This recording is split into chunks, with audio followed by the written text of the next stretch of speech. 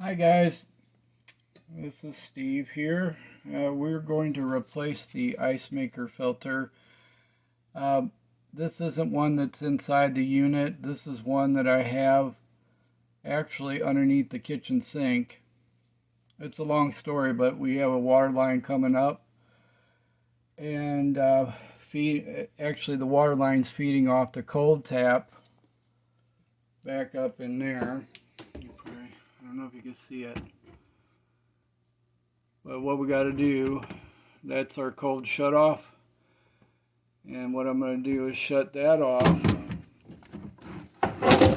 Oops. Alright. Now yours may be different at your place. Okay, that's off on this one. See, that's the cold line over there. But what it does, it feeds over here.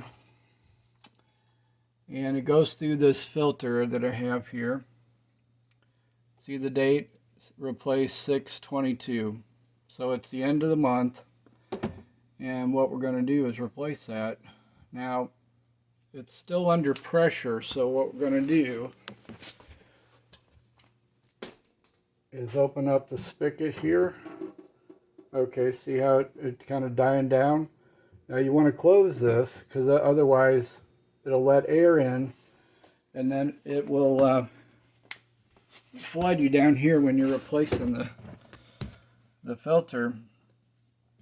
Alright, so let's get our filter out here. Now this has quick connect. The only thing is my new filters don't have the adapter on the end here. So what I'm going to have to do is disconnect these, unscrew them out, put a little Teflon tape, and put them on the new one here. So to give you an idea of what's going on. These are, I got like a 10-pack of these online. They are coconut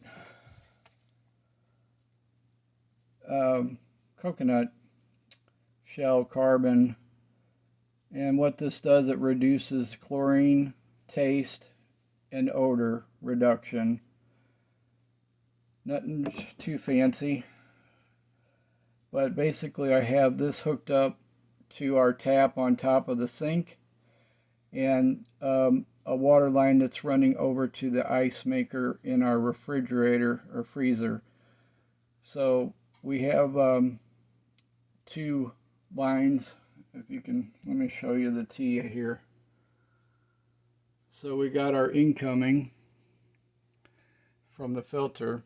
That's this yellow line, feeds up here, and then it branches off. It's feeding our tap up above, and then this copper line's going down in the basement across underneath the floor and running up over by the refrigerator. So this filter covers both of those. And I'd like to change this. You know, I think they said every 6 months. I could be wrong. It might be, let's see, it might be every 3 months.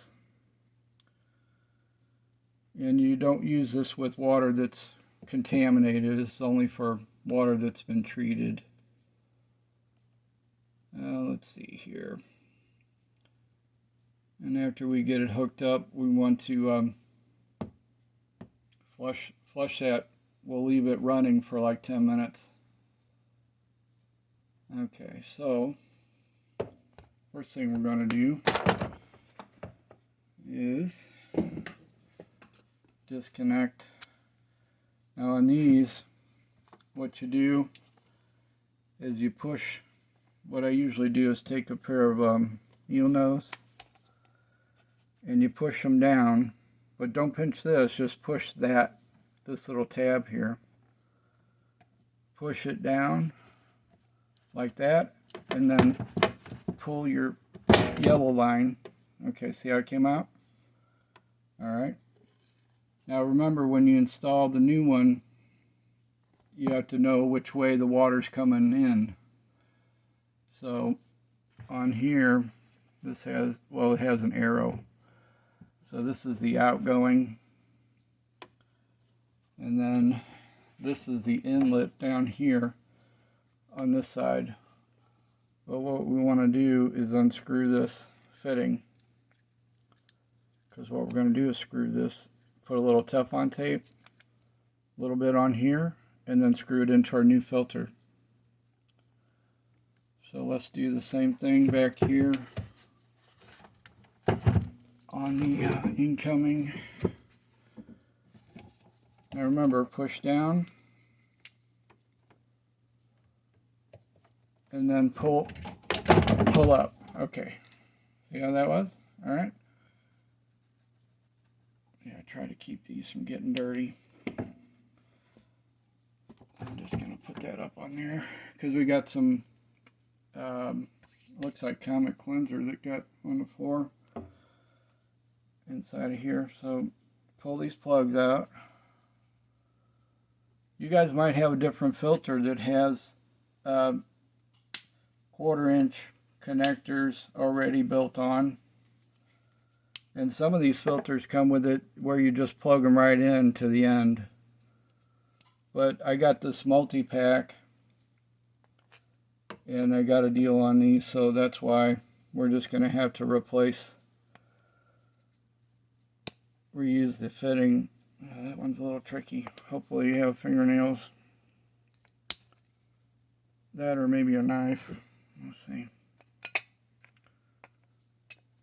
Just give it a little tweak. Pull that out. Now, a little bit of Teflon tape. Oops. Sorry, guys. A little bit of Teflon tape on this here. Not too much. Just enough to keep it from leaking. I got the worst Teflon tape here, looks like.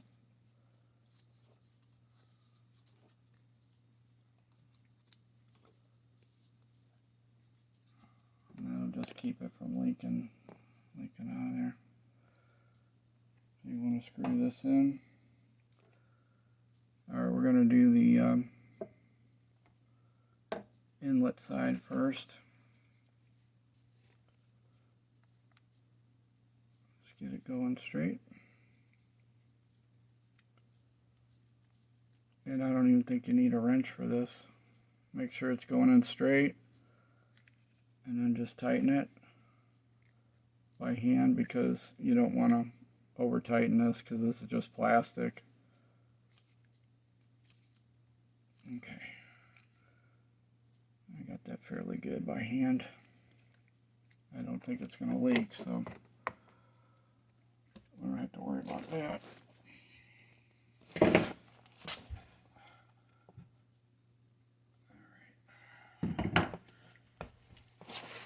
Moving right along. So we're going to get the other one out. Of course, the filter's full of water.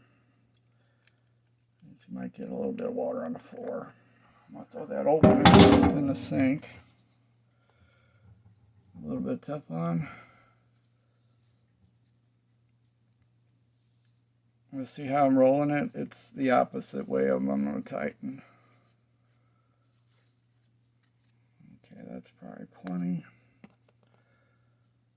Now we got our other side here. We're going to screw that in. Make sure it's going in straight. Just tighten this down. Like I said, you don't really need any wrenches on this. Shouldn't. Okay. Alright, now what's important? The flow. Now if you remember earlier, the one here that I have coming out from under the sink, the cold line, this is the inlet one. So we're going to plug that in right here. Let's see, make sure you can see. Just push it in as far as you can, and then give it a little tug. Make sure it don't come out. And then the same on the outgoing. Make sure it says arrow. So this is the outgoing side. Now what I'm going to do, let's see here. Yeah, I put that water line back there. So plug it in. Make sure it bottoms. Alright. And then get your filter back out of the way of all your stuff. And what I'll do after I get everything fired up, notice how I got the white side going here? I'll put the date on here with the magic marker so I don't forget. Now what I'm going to do is go upstairs here,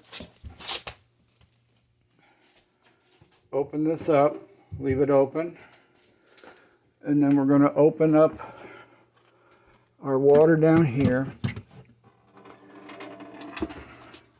I know I got a mess under here, guys, don't look. Push that. Okay. Wow, look at it. You see all that black stuff come out? So that it's got a little bit of charcoal in there, I guess.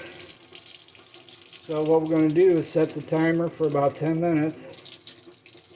We're going to let this run, because what it's doing is it's just getting all the dust particles out of the filter and all that.